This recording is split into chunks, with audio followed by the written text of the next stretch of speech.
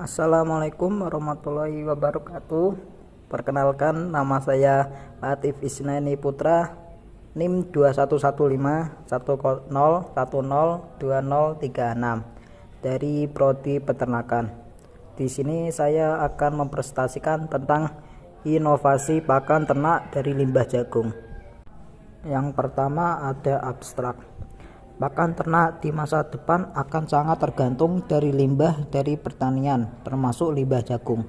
Walaupun kualitas limbah utama jagung tergolong rendah, namun jika kita dapat memanfaatkan konsentrat sebagai pakan tambahan, maka dapat dimanfaatkan sampai lebih besar dalam formula pakan ternak. Tantangan pemanfaatan limbah jagung dalam nutrisi pakan ternak yang perlu dipertimbangkan adalah tanaman jagung merupakan tanaman musiman yang umumnya melakukan panen secara serentak, sehingga limbah yang dihasilkan cenderung tersedia dalam jumlah yang banyak dan sangat mudah rusak. Dapat disimpulkan bahwa pemanfaatan bahan pakan suplemen merupakan kebutuhan yang mutlak untuk ternak yang mendapatkan pakan basal jerami jagung. Bahan pakan sumber energi protein terutama untuk pemanfaatan limbah jagung baik secara kimiawi atau biologi dapat meningkatkan jumlah dalam pemanfaatan dalam formula bahan pakan ternak. Pendahuluan. Masalah utama dalam usaha peternakan di Indonesia adalah ketersediaan pakan ternak yang tidak cukup atau memadai. Kualitas pada pakan hijauan di daerah relatif rendah. Selain itu, bahan-bahan pakan yang menjadi sumber karbohidrat sangat mahal. Mahalnya bahan-bahan pakan tersebut terjadi karena persaingan pada pembeli untuk memenuhi kebutuhan pangan. Sistem peternakan di Indonesia masih tergolong tradisional. Di satu sisi terbatasi oleh kekurangan pakan hijauan, tetapi di sisi yang lain masih sangat berlimpah sumber daya bahan pakan lokal yang bermacam varian hasil dari usaha pertanian. Contoh seperti produksi pertanian jagung. Jerami jagung banyak dibiarkan begitu saja. Bahkan ada yang membakar untuk memperoleh pengolahan lahan. Pembakaran tersebut bahkan menjadi salah satu manajemen pengolahan lahan dalam pengolahan pertanian. Pembahasan. Jagung merupakan salah satu komoditas serealia yang mempunyai peran yang strategis dan berpeluang untuk dikembangkan karena perannya sebagai sumber utama karbohidrat dan protein setelah beras. Hampir semua bagian tanaman jagung dapat dimanfaatkan untuk berbagai macam keperluan, seperti batang dan daun tanaman yang masih muda dapat digunakan sebagai pakan ternak. Tanaman yang telah dipanen dapat digunakan untuk pembuatan pakan atau pupuk organik. Limbah tanaman jagung sangat berpotensi untuk dimanfaatkan sebagai pakan, tetapi hanya untuk pakan ternak ruminansia karena tingginya kandungan serat. Jerami jagung merupakan bahan pakan penting untuk ruminansia jika pada saat itu rumput hijau sulit untuk ditemui, terutama pada musim kemarau. Jerami jagung yang diawetkan dengan pengeringan matahari menghasilkan berbagai macam produk sampingan yang dapat dimanfaatkan sebagai pakan ternak. Jenis limbah jagung potensial untuk pakan ternak. Yang pertama ada tumpi jagung. Adalah salah satu varian dari hasil samping pengolahan biji jagung menjadi beras. Kandungan tumpi adalah sebesar 27,5% dari berat biji jagung.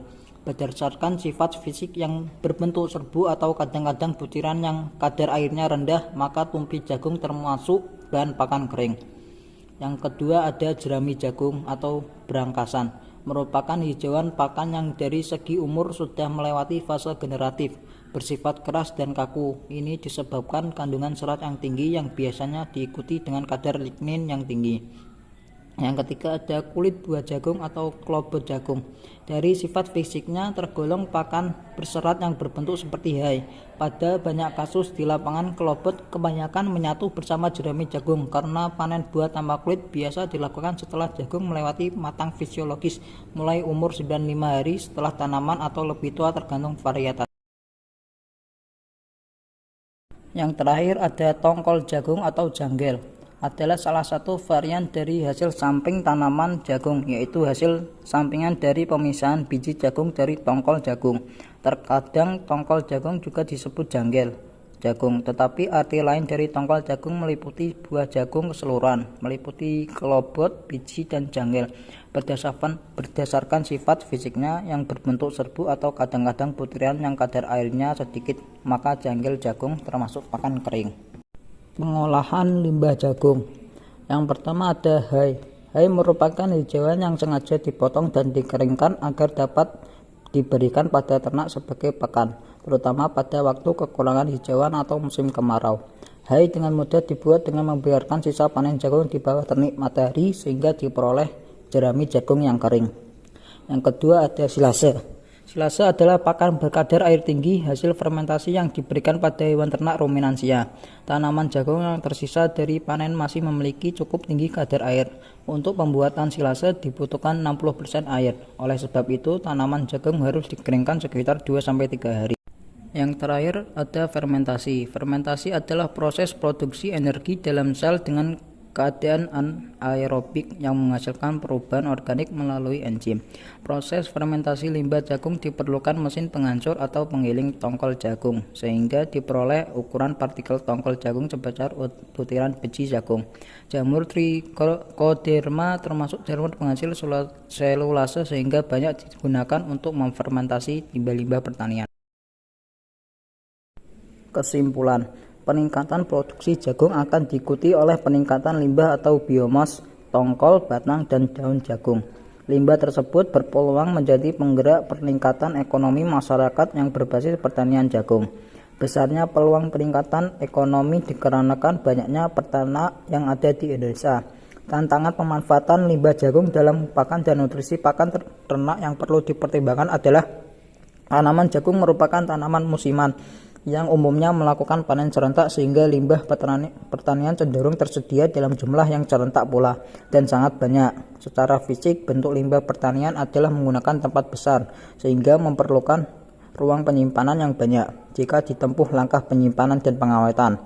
Oleh karena itu, perlu rekayasa kelembagaan petani untuk pengamanan jerami mulai dari pengumpulan, teknologi, pengolahan, dan penyimpanan agar sumber daya limbah jagung dapat dioptimalkan kemanfaatannya untuk pakan ternak. Sekian dari saya, terima kasih. Wassalamualaikum warahmatullahi wabarakatuh.